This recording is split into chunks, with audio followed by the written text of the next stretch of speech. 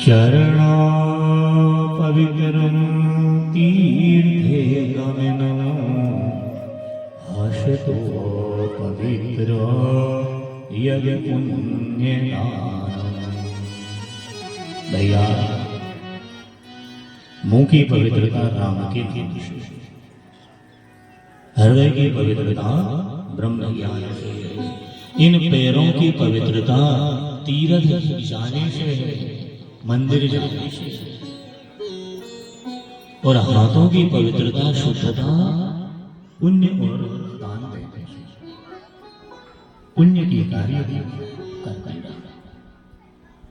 पुण्यास्याय फलम, पुण्य का फल बहुत बड़ा होता है। पुण्य के कार्य करते रहे, स्वीकार करते रहे, प्रेम से रहते रहे। प्रेम, परिवार और परमात्मा की कथा ही नर्मदा। जिंदगी में प्रेम है, परिवार बड़ा अच्छा रहेगा और वहाँ परमात्मा की कृपा रहेगी। इसलिए जीवन में प्रेम रहे। प्रेम गले अति साकेरी, जावे दो न समाय। एक साधे सब सधे, सब साधे सब जाय। जीवन में उस प्रेम रूपी परमात्मा को पकड़ लो, उसके पीछे चलते रहो, मिलेगा वो। डाकिया साहब आते हैं पत्र लेके, लेकिन वो कभी किसी का घर नहीं देखा रहता, लेकिन पता लिखा रहता है, अमुक व्यक्ति फलाने वार्ड में, फलानी गली में, फलाने मोहल्ले में रहता है। वो घर नहीं देखा, लेकिन नाम पढ़ के पूछे, भाई भैया इसका घर कहाँ? अरे अगले चौराहे में आएगा, कई घर देखेगा, भाई भैया इसका घर कहाँ? अगले मोड़ में। पत्र लाके दे देगा, आपको सूचना मिल जाएगी। वो घर नहीं देखा है, लेकिन पता लगाते लगाते, इसी प्रकार नर नारायण का पता लगाते लगाते एक दिन भगवान की समीप जाके प्रवेश हो जाता है। इसलिए भैया भगवान से संबंध बनाए, भगवान से प्रेम बना रहे, और प्रेम बड़ा श्रेष्ठ है। प्रेम कान में नहीं है, मुंह में नहीं है, शरीर में नहीं है, प्रेम कहाँ है? आंख में। प्रेम ही परमात्मा। जीवन में प्रेम हो, सब मिल जाएगा। तो श्री मार्कंडेय जी अब आगे तीर्थ ले चल रहे हैं। कहाँ? भार भूतेश्वर तीर्थ। नर्मदा मैया की उत्तर तट है भार भूतेश्वर।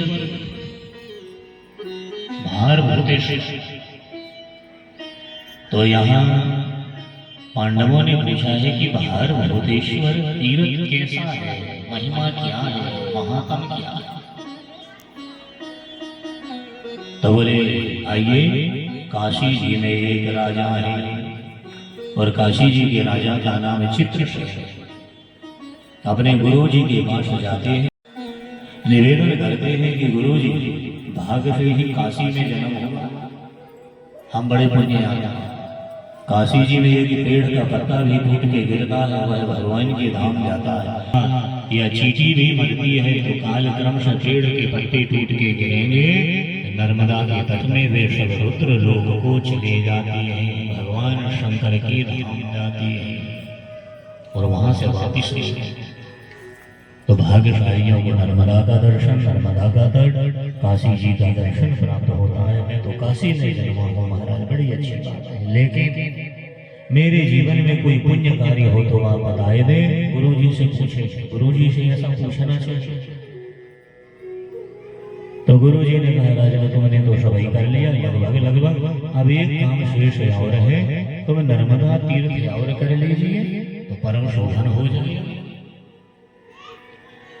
तो वह चित्रसेन राजा पूछे हैं कि नर्मदा कौन है, ये तीर्थ कहाँ है? तो गुरु जी ने बताया हिरण्यतेजा नाम के राजा ने जगत के कल्याण के लिए नर्मदा जी को बुलाया है। 7 कल्प होए गए नर्मदा जी को धरती में आई, पूरब से पश्चिम गई है, तीर्थ को बनाई है, दर्शन करने से पवित्र करती है, 100 जन्म के पाप काट देती है। स्नान करने से 300 जन्म के पाप कट जाते हैं।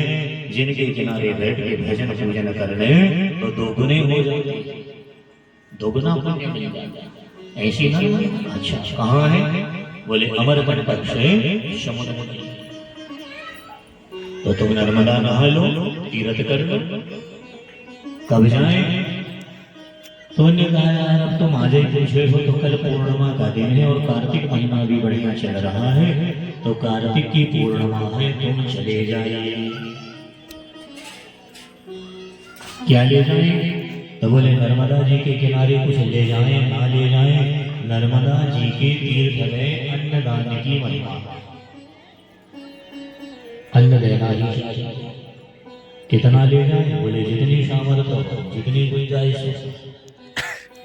तो राजा अपने घर आई, पत्नी है अपनी रानी से कहा, रानी कल पूर्णिमा है, कार्तिक का महीना है, ना हो तो काशी जी से अपन नर्मदा तीर्थ चलिए वहां। अच्छी बात, क्या लेके चले? तो बोले अब की बार हम अन्न क्षेत्र करेंगे, एक बैलगाड़ी भर की अनाज रख लेते हैं। बैलगाड़ी में अनाज रख, मुट्ठी मुट्ठी अन्न देते, कल कार्तिक की पूजा। 2 बैलों को लाए हैं और 2 बैलों को, और पति पत्नी दोनों पैदल चल रहे हैं। बैलगाड़ी काशी जी से चली है। चलते चलते चलते गुजरात, 3 प्रांत में है नर्मदा, मध्य प्रदेश, गुजरात, कुछ हिस्सा महाराष्ट्र। तो जैसे ही आए तो अथाह जल वाली नर्मदा को देखी, साधु सन्यासी व्रती तपी यात्री स्नान कर रहे, भजन कर रहे, कीर्तन कर रहे, ढोल मजीरा बज रहा, स्तुति हो रही। कोई मैया को पलना झुला रहा है तो कोई स्तुति कर रहा है, मैया की सेवा में लगे हैं। राजा आए, बैलगाड़ी खड़ी कर दिए, एक बैल को छोड़ के लाए तो नर्मदा जल पिलाया।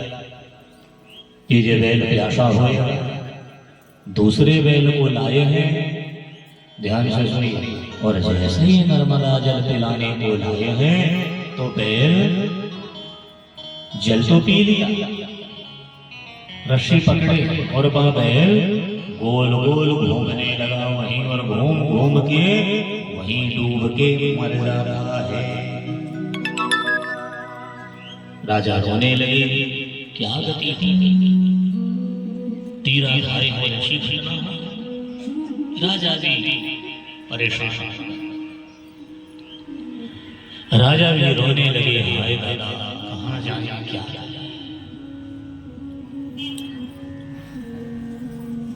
रो रहे हैं, रोते रोते नर्मदा मैया की जल से आवाज आई, चिंता न करिए,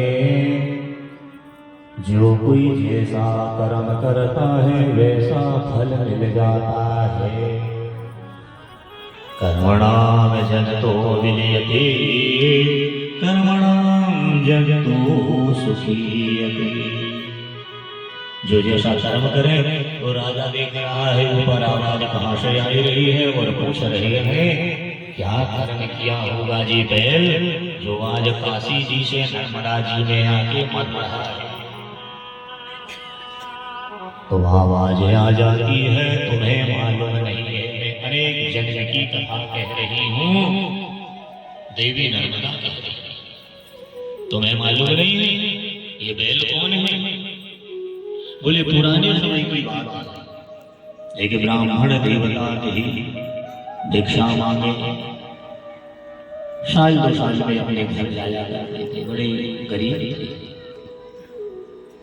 एक समय ये हुआ कि ये ब्राह्मण देवता अपने घर से आए और भिक्षा लेने के लिए आए हैं, और नगर देश में पर्यटन करते हुए भिक्षा मांगते मांगते आज धन सीधा सामान मिला। अब एक कहा पोटली बांधी और